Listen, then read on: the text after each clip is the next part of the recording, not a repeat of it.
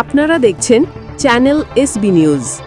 মেঘনা থেকে কাঁচপুর মহাসড়কে আবারও সংঘবদ্ধ ছিনতাইকারী তৎপরতা দেখা দিয়েছে। ভুক্তভোগীর কাছ থেকে জানা যায়, গতকাল সন্ধ্যা ৭:৪০ লাঙ্গলবন স্ট্যান্ড থেকে জাঙ্গাল যাওয়ার পথে সিএনজিতে ওঠে। এ সময় সিএনজিতে থাকা ৩ থেকে ৪ জনের একটি দল তার কাছ থেকে ক্যামেরা সেটআপ ছিনিয়ে নিয়ে পালিয়ে যায়। ঘটনাস্থলে প্রথমে একটি সিএনজি এসে দাঁড়ায়। ছিনতাইকারীরা স্বাভাবিক যাত্রীর মতো আচরণ করে ভুক্তভোগীদের সেই সিএনজিতে মাঝখানে বসতে চাপ দেয়। কিছু দূর এগোতেই হঠাৎ দলের একজন ধারালো ছুরি বের করে ভুক্তভোগীর গলায় আরেকজন বুকে ধরে রাখে। এরপর অন্যরা ব্যাগে থাকা ক্যামেরা সেটআপ, মোবাইল, সাথে থাকা টাকা পয়সা সহ ছিনিয়ে নেয়।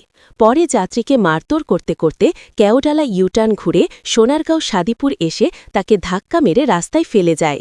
ছিনতাইকারীদের সিএনজি দ্রুত গতিতে ঘটনাস্থল ত্যাগ করে। ভুক্তভোগীদের অভিযোগ, এদের আচরণ দেখে প্রথমে সাধারণ যাত্রী মনে হয়েছিল। এলাকাবাসীর দাবি, মেঘনা থেকে কাঁচপুর পর্যন্ত রুটে প্রতিদিনই এই ধরনের ছিনতাই ঘটছে। সড়কের অন্ধকার অংশে কম পুলিশ টহলের সুযোগে এই চক্র সক্রিয় হয়ে উঠেছে।